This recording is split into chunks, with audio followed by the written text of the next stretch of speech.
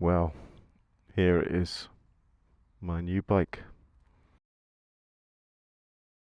Some of you guessed correctly, some of you didn't. Oh, there goes my glove. Yeah, so it's the NX 500. I think it's really cool. It's a nice bike. I'll explain my reasons why in this video, why I went for this, and what I intend to do with this bike. But for the moment, let's just have a walk around. So I think from the side it looks really good. It looks it's a very cool looking bike. It's much bigger than it looks on videos, I have to say, but it's still very manageable. I actually think from the back it looks really quite cool, like a sort of quite a big adventure bike.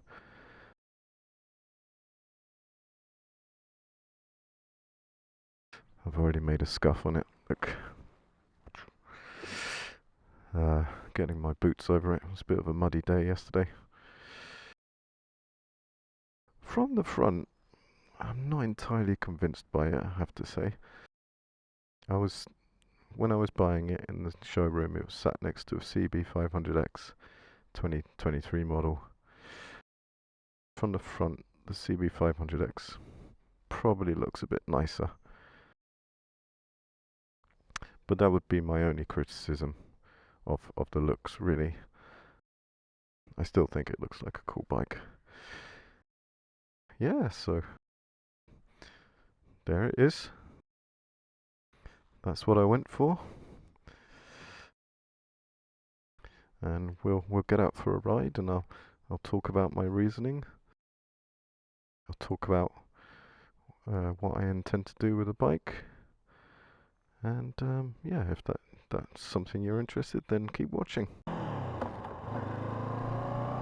Alright, so let's get the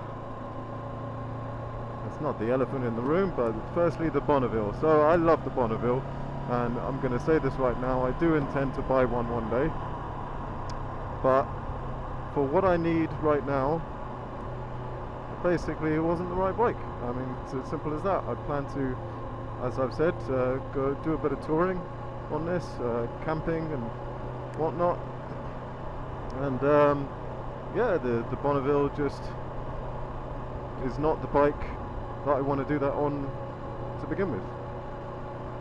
Really that simple. I would love to buy one, as I say, and I probably will.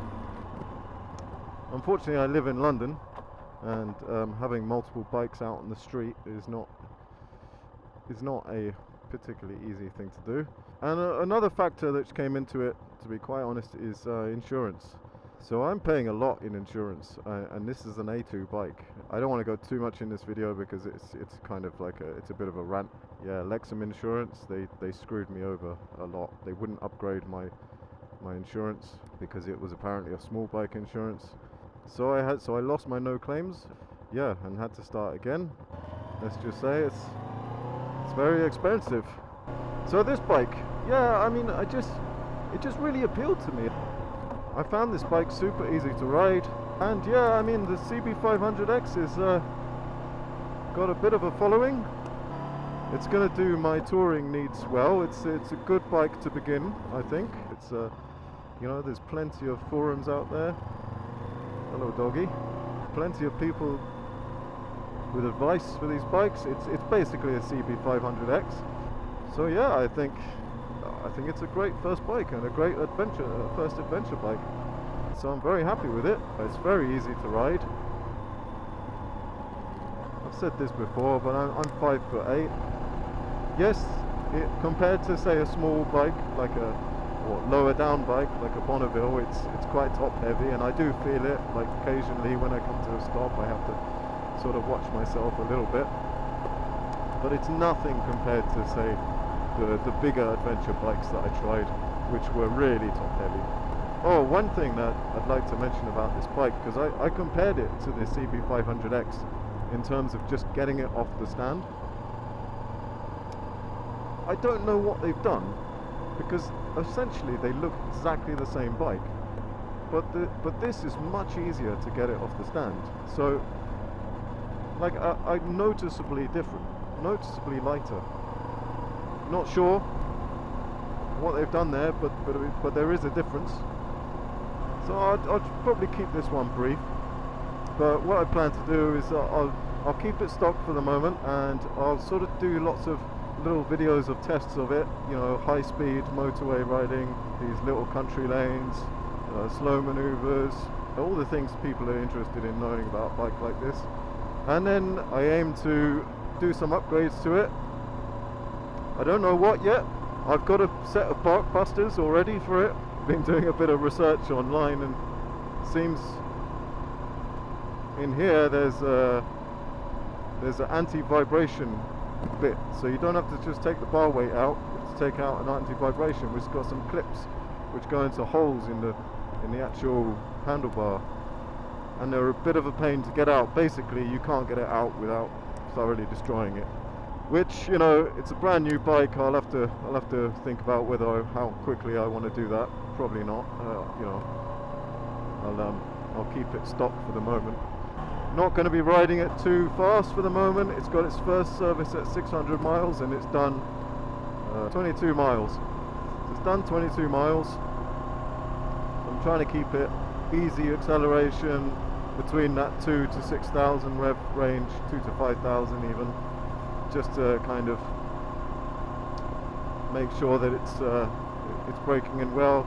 Yeah, I'll maybe take it down a few green lanes if I can. I mean, the tyres are not exactly suited to that, but you know, we'll see. I suppose it's good to test it as it is. One thing I would like to do is get the Rally Raid spoked wheels for it.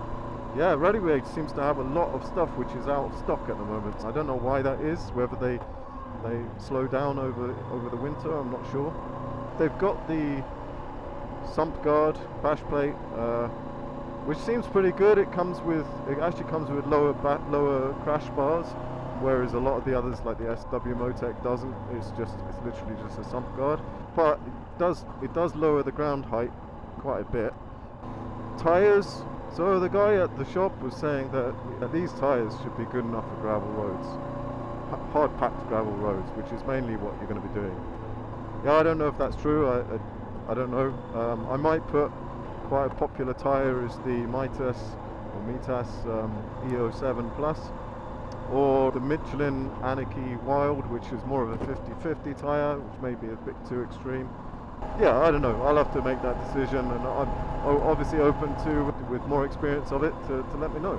I probably won't do the Rally Raid suspension. So yeah, there's options out there, and I'm happy to hear from all kinds of people about that. The only thing that I would consider might not work is the radiator guard. I did have a look in the showroom yesterday, and they do seem to be quite similar. So I had a look at the mounting brackets, and they seem to be exactly the same. So I think it would probably work. But yeah, so I'll be doing all that. So if that interests you, if that's something you want to follow along with, then you know, please subscribe. And then this is all, of course, to eventually get to the point where I'm going to ride to Norway and Nordkapp, but also through the fjords. And I'm going to be doing that in a couple of months' time, in May and June.